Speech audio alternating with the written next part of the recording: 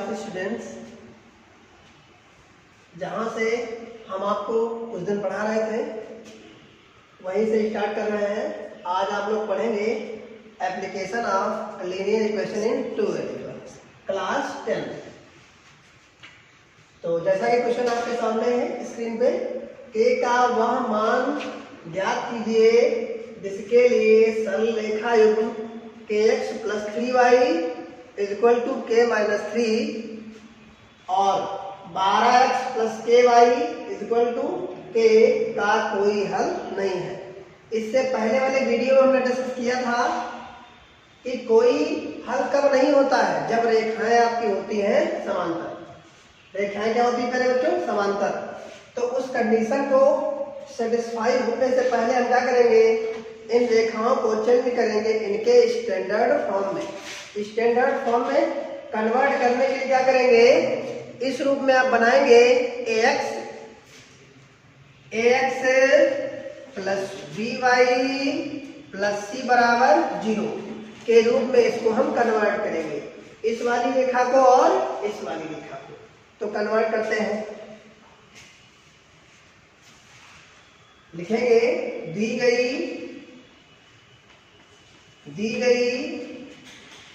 रेखाएं हैं, कौन कौन सी हैं? देखिए, पहली आपकी है kx प्लस का 3y, इसको हम कन्वर्ट कर रहे हैं मानक रूप में। ये आपका जाएगा इधर तो हो जाएगा माइनस का k माइनस 3 इक्वल टू 0। ये प्लस का था, इधर आएगा माइनस का हो जाएगा, हमने उसको ब्रैकेट में इंक्लूड कर दिया है ना। अब ये वाले लिखेंगे, समीकरण हो जाएगी 12x प्लस का ky माइनस का k इक्वल टू 0। इसको इधर ले आए, माइनस का हो गया। ये आपका बोर्ड परीक्षा की दृष्टि से वेरी वेरी इंपॉर्टेंट सवाल है, इंपॉर्टेंट क्वेश्चन है। Equation number first, equation number second. अब दोनों को हम कंपेयर करेंगे स्टैंडर्ड फॉर्म से। चूंकि यहाँ पे दो समीकरण हैं, इसलिए हम बात कर रहे हैं प्यारे बच्चों वही समीकरण जो हमने उस दिन बताई थी, a1 b1 c1 वाला और a2 b2 c2 वाला की तुलना a1x plus b1y plus c1 बराबर 0 and a2x plus b2y plus c2 बराबर 0 से करने पर क्या जाएगा पहले बच्चों? हम जब बात करेंगे समीकरण नंबर 1 की, तो इसका मतलब ये हुआ a1 b1 c1 के मान यहां से निकलेंगे, और जब हम बात करेंगे a2 b2 c2 की, तो समीकरण 2 से a2 b2 c2 के मान निकलेंगे। तो हम लिखेंगे a1, तो समीकरण 1 की बात कर रहे हैं, तो आ जाएगा a1 बराबर पहले बच्चों k का गुणांक कितना है, सॉरी x का गुणांक कितना है k, और b1 इक्वल टू कितना है y का गुणांक 3, और c1 कितना है पहले बच्चों माइनस k माइनस 3। अब a2 b2 और c2 की वैल्यू क्या है, तो a2 इक्वल टू आपका है 12, और b2 क्या है मेरे बच्चों, b2 आपका है k, और c2 क्या है, c2 आपका है माइनस का k। समझ में आ रहा है मेरे बच्चों? a1 का मान k, b1 का मान 3, c1 का मान माइनस k माइनस 3, और a2 का मान 12, b2 का मान k, c2 का मान माइनस k। एक बार लिखने के बाद आप चेक जरूर कर लेना कि जो मान आपने लिखे हैं वो सही लिखे हैं या गलत लिखे हैं। इससे आपका सवाल बिल्कुल क्लियर हो जाएगा। अब हम इसको सॉल्व करते हैं। देखिए, आपको सवाल में पहले से ही दे दिया है कि इसका कोई हल नहीं है। जो मेन बातें होती हैं उसको आप हमेशा अंडरलाइन कर लीजिए। ये वाला आपका अंडरलाइन हो जाएगा। क्यों? क्योंकि ये वाली चीज हमको पहले से दी गई है कि इसका कोई हल नहीं है। इसका मतलब रेखाएं आपकी क्या है, समांतर है, निकाय हमारा असंगत है। लेकिन कंडीशन आपको पता होनी चाहिए, कोई हल ना होने की स्थिति में कौन सी पोजीशन आती है। तो हमने आपको बताया था, लिखेंगे चूंकि इसका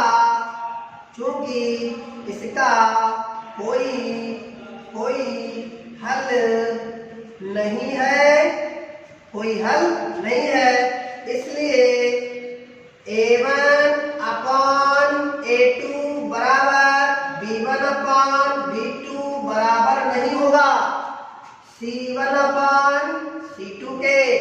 समझ में आ रहा है बच्चों? पहली बात तो ये आपको पता होना चाहिए। समझ में आ रहा है बच्चों? तो इससे पहले वाले वीडियो में हमने इसके बारे में डिस्कस किया है कि रेखाएं कब समांतर होती हैं, कब एक बिंदु पे काटती हैं, और कब संपाती होती हैं, कब इनका एक हल होता है, कब कोई हल नहीं होता है, और कब इसके अनंत हल होते हैं। तो सारी वैल्यू यहाँ पे पुट करते हैं। A1 का मान क्या है बच्चों? K, A2 का मान 12 और B1 का मान 3 और B2 का मान K बराबर नहीं C1 का मान minus K minus 3 upon C2 का मान माइनस से माइनस कट जाएगा। समझ में आ रहा है बच्चों? इनको सॉल्व करने का तरीका क्या है? देखिए K के मान यहाँ पे हम लेते हैं, एक बराबर वाला आएगा और एक बराबर वाला नहीं आएगा।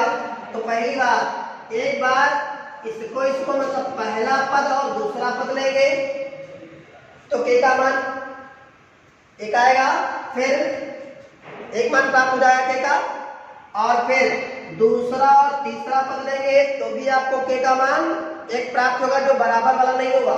अब यहाँ पे पहला और तीसरा पद लेंगे तो भी आपको एक K का वैल्यू प्राप्त होगा, है ना? तो पहली बात हम K का मान लेते हैं पहले बच्चों, K का मान पहले से करते हैं पहले और दूसरे पद में। लिखेंगे इन दोनों पदों को लेंगे, है ना? लिखेंगे प्रथम दो पद लेने पर, याद आया बच्चों? K upon 12 is equal to 3 upon K। अब क्या करेंगे? क्रॉस मल्टीप्लीकेशन, ऐसी वाली गुणा, क्या K into K, K square is equal to 12 3 36, याद आएगा पहले बच्चों 36। अब जैसे स्क्वायर हटाएंगे वहां लग जाएगा अंडर रूट, तो याद आएगा पहले बच्चों K बराबर अंडर रूट 36, है ना? इसका क्या आता है वैल्यू? प्लस और माइनस में आता है, प्लस माइनस 6 गुणे 6, तो एक ही सिंगल 6 बाहर आएगा। तो K का वैल्यू कितना जाएगा पहले बच्चों? K बराबर प्लस माइनस 6। एक आंसर A है ना? यही आपका फाइनल आंसर भी हो जाएगा। हालांकि ये वाला मान दिया जाता नहीं है, यही आपको देखना है बराबर वाला वैल्यू कौन सा है। तो इन्हीं दोनों पदों को आप ले लेंगे। समझ में आ रहा है बच्चों? तो ये आपका आंसर हो जाएगा। समझ में आ रहा है बच्चों? अब इसको मिटाते हैं, दूसरा सवाल लेते हैं।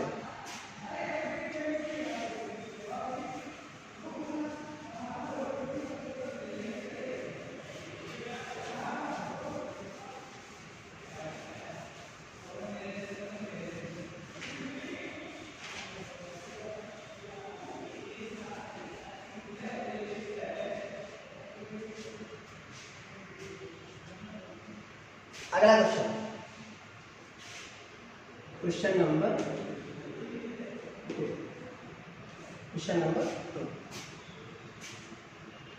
क्वेश्चन कहता है, एक आयताकार बाग की चौड़ाई, एक आयताकार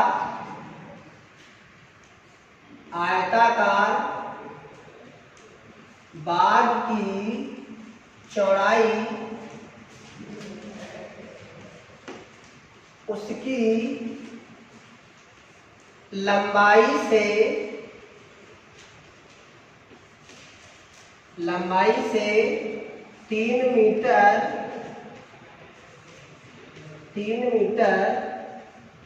कम है। एक आयताकार बाग की चौड़ाई उसकी लंबाई से 3 मीटर कम है। इसका क्षेत्रफल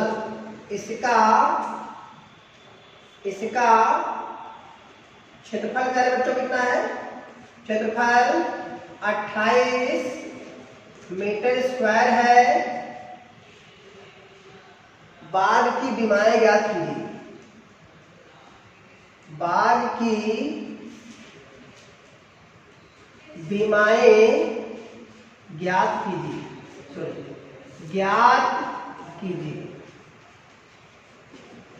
बाग की विमाएं ज्ञात कीजिए। ये क्वेश्चन है मेरे बच्चों। देखो क्वेश्चन कह रहा है एक आयताकार बाग की चौड़ाई उसकी लंबाई से 3 मीटर कम है। इसका क्षेत्रफल 28 मीटर स्क्वायर है। बाग की विमाएं ज्ञात कीजिए। यहाँ पे विमाओं का मतलब ये है कि आयताकार बाग की लंबाई और चौड़ाई हमको ज्ञात करनी है। ये सवाल भी इंपॉर्टेंट है परीक्षा की दृष्टि से, कंपटीशन में भी आता है। तो इसको कैसे हम सॉल्व करेंगे? थ्योरिकल पोर्शन से सबसे पहले हम मानेंगे, क्योंकि आप पढ़ रहे हैं pair of linear equation in two variable, इसलिए यहाँ पे विमाएं कितनी है पेयर बच्चों? 2 है। कोई भी सवाल आएगा 2 चल वाला है एक समीकरण का, तो उसमें आपको 2 चीजें माननी पड़ेंगी। एक को मानेंगे x, एक को मानेंगे y। तो हम मान लेते हैं पेयर बच्चों, यहाँ पे आ जाएगा इसका सॉल्यूशन। माना आयताकार बाग की लंबाई बराबर x मीटर। क्योंकि क्षेत्रफल मीटर में दिया है इसलिए यहाँ पे मीटर लेंगे। जो भी यूनिट दिया होगा उसी के हिसाब से आप यूनिट चूज करेंगे। अब लिखेंगे माना आयताकार बाग की चौड़ाई बराबर y मीटर। अब जो प्रश्न कह रहा है उसके हिसाब से आप चलेंगे। इसमें कह रहा है कि उसकी चौड़ाई उसकी लंबाई से 3 मीटर कम है और क्षेत्रफल 28 मीटर स्क्वायर है। तो बाग की विमाएं ज्ञात कीजिए। तो कंडीशन पहले बच्चों यहाँ बनेंगी 2 कंडीशन। तो लिखेंगे अकॉर्डिंग टू क्वेश्चन ATQ। इसका मतलब होता है अकॉर्डिंग टू क्वेश्चन, प्रश्नानुसार। तो हम लेंगे कंडीशन नंबर, मतलब शर्त कह रहा है पहली, कंडीशन नंबर फर्स्ट मेरे बच्चों क्या है? कहता है चौड़ाई उसकी लंबाई से 3 मीटर कम है। तो ये अंडरलाइन करने वाली बात हो गई, तो हम अंडरलाइन कर देते हैं। चौड़ाई उसकी लंबाई से 3 मीटर कम है। तो किससे कम है? पहली बात, हम जो पहले होगा उसको पहले लिखेंगे। y, चौड़ाई कौन सी है? y है। तो y बराबर लंबाई से 3 मीटर कम। सवाल में जब भी कम की बात कहे, अधिक की बात कहे, तो कम कहेगा तो घटाएंगे, जिसमें कहेगा जिससे कहेगा उसमें घटाएंगे। जब सवाल में अधिक की बात कहेगा तो जोड़ेंगे, जिसमें कहेगा जिससे कहेगा उसमें जोड़ेंगे। तो किससे कम है? लंबाई से। लंबाई क्या मानी? x। तो लंबाई में हम 3 देंगे पहले बच्चों, सब्ट्रैक्ट कर देंगे, 3 घटा देंगे।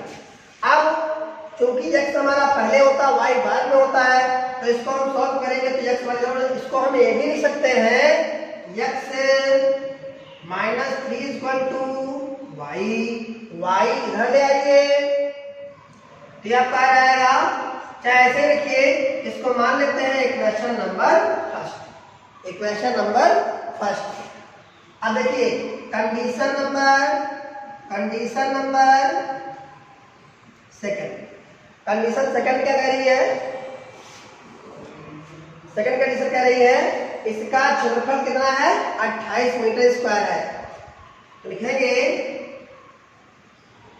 आयत का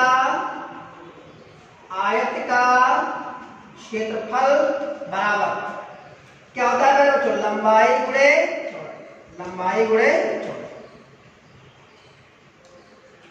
तो लंबाई हमारी क्या है, लंबाई हमारी है x और चौड़ाई क्या है y और क्षेत्रफल कितना है 28। जो भी वैल्यू दी है वहां पे पुट कर देंगे। 28 इक्वल टू लंबाई x चौड़ाई समझ आ रहा है बच्चों। अब यहाँ पे y की वैल्यू पुट कर देंगे। लिखेंगे इसको मान लेंगे इक्वेशन नंबर सेकंड। लिखेंगे y का मान समीकरण 2 में रखने पर y का मान समीकरण 2 में रख देंगे। तो हो जाएगा, इसको हम इधर लिखते हैं x इंटू वाई की जगह पे है बच्चों x माइनस 3 इक्वल टू कितना है 28 मल्टीप्लाई कर देंगे तो x इंटू एक्स स्क्वायर हो जाएगा। ये हमेशा ध्यान रखिए जब कभी आधार सेम हो, क्या होगा बच्चों, आधार आपके सेम हो, a की पावर m इंटू a की पावर m हो, सॉरी a की पावर m और a की पावर n हो। यहाँ बेस क्या है सेम, बेस क्या है सेम, लेकिन पावर क्या है डिफरेंट है। तो ध्यान रखिए जब बेस सेम होगा तो पावर जाएगी जुड़, a की पावर m प्लस m, तो यहाँ पे x की पावर 1 दोनों बेस क्या है सेम है, पावर क्या है सेम है। तो 1 और 1 कितना हो जाएगा 2, गुणा करेंगे 3 से तो हो जाएगा plus minus 3 multiply x 3x। 28 को इधर ले आएंगे तो हो जाएगा माइनस का 28 इक्वल टू 0। अब ये बन गया था बच्चों क्वाड्रेटिक इक्वेशन, द्विघात समीकरण। तो अब इसको हम सॉल्व करेंगे फैक्टर मेथड से। ऐसा गुणा करिए कि गुणा करने पर 28 आ जाए और जोड़ने घटाने पे कितना आ जाता है बच्चों माइनस का 3। क्योंकि यहाँ पे माइनस 28 है तो और यहाँ पे क्या माइनस 3 है, तो इसका मतलब ये हुआ ये माइनस इंडिकेट कर रहा है 28 के जो आगे लगा हुआ माइनस ये इंडिकेट कर रहा है कि हमको घटा के लाना है। तो इसका फैक्टर क्या बनेगा 28। मेथड बना देते हैं, मेथड क्या है, इसको हम सॉल्व करेंगे 2 से मल्टीप्लाई करेंगे, 2 से डिवाइड करेंगे तो आ जाएगा 14, फिर 2 से 7 बार जाएगा, फिर 7 बार जाएगा, 7 बन जा 7, 2 दूना 4 7 28 है ना, तो आ जाएगा 28। अब देखिए 2 2 4 और यहाँ पे 7, तो हम 7 गुणे 4 कितना आ जाएगा 28 आ जाएगा। चूंकि हमको माइनस का 3 लाना है तो माइनस किस में लगेगा पहले बच्चों, 7 में माइनस लग जाएगा और 4 में प्लस लग जाएगा। तो हमारा क्या हो जाएगा माइनस का 28, क्योंकि माइनस प्लस माइनस, और 7 से 4 को हम सब्ट्रैक्ट करेंगे तो माइनस का 3 आएगा। ये भी ध्यान रखना पहले बच्चों, चिन्ह हमेशा बड़ी संख्या का ही रहता है, क्या जाएगा, इसको मिटा देते हैं, यह जाएगा एक्स स्क्वायर माइनस का 7x प्लस का 4x माइनस का 28 इक्वल टू 0। यहाँ पे कॉमन क्या मिल रहा है दोनों में, फिर यहाँ पे देखेंगे यहाँ कॉमन मिल रहा है x, यहाँ भी x है, यहाँ भी x है, तो दोनों में कॉमन क्या है x है, तो बचेगा x माइनस 7। यहाँ कितना कॉमन मिला बच्चों प्लस का 4, क्योंकि 4 से 28 डिवाइड हो जाएगा। ये भी ध्यान रखिएगा x माइनस 7 यहाँ एक बचा है, तो यहाँ x माइनस 7 यहाँ बचा है, तो x माइनस 7 यहाँ भी बचना चाहिए। अब दोनों में जो मिलेगा उसको लिखेंगे पहले, जो दोनों में मिलेगा उसको लिखेंगे पहले, याद आएगा x माइनस 7 और फिर ये वाला और चिन्ह सहित ये वाला x प्लस का 4 बराबर 0 बराबर 0। अब दोनों को हम एक एक करके 0 के बराबर करेंगे। इसको इधर लिखते हैं,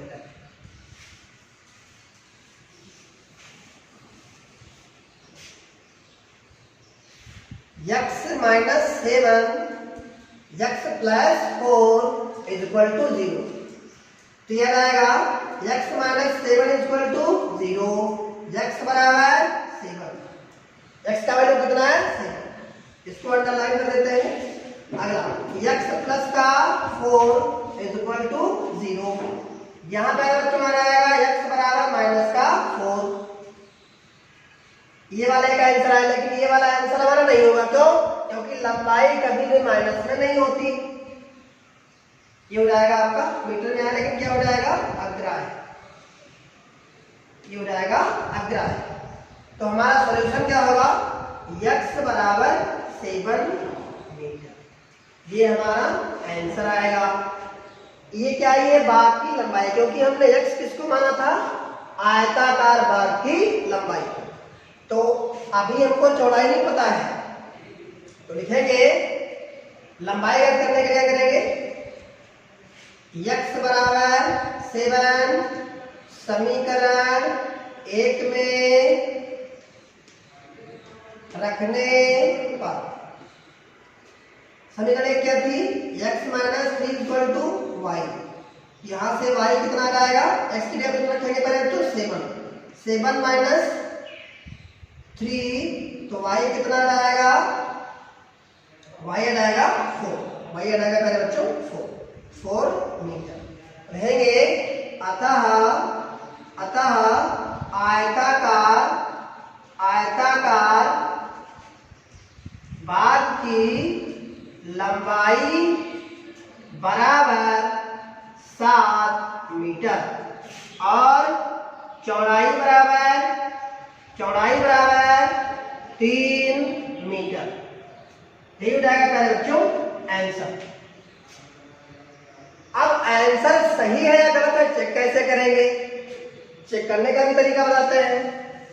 क्योंकि आपको पता हो गया कि लंबाई आई है 7 मीटर और चौड़ाई आई है 3 मीटर, कितनी पहले बच्चों 3 मीटर।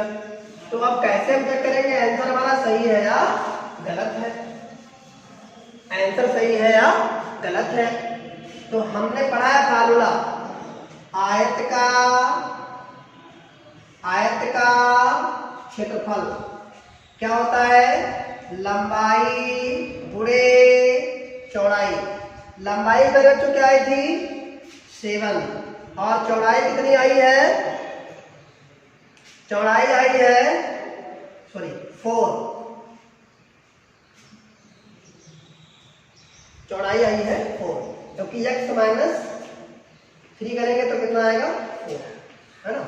x कितना हमारा था 7 माइनस 3 कितना आएगा 4 मीटर आएगी हमारी चौड़ाई। तो जाएगा 7 4 जा 28 मीटर स्क्वायर। ये वाला एरिया देखो प्रश्न में दिए गए एरिया के बराबर आया कि नहीं आया, इसका मतलब ये हुआ आंसर हमारा क्या है, बिल्कुल राइट, आंसर वाला बिल्कुल राइट। Thanks for watching.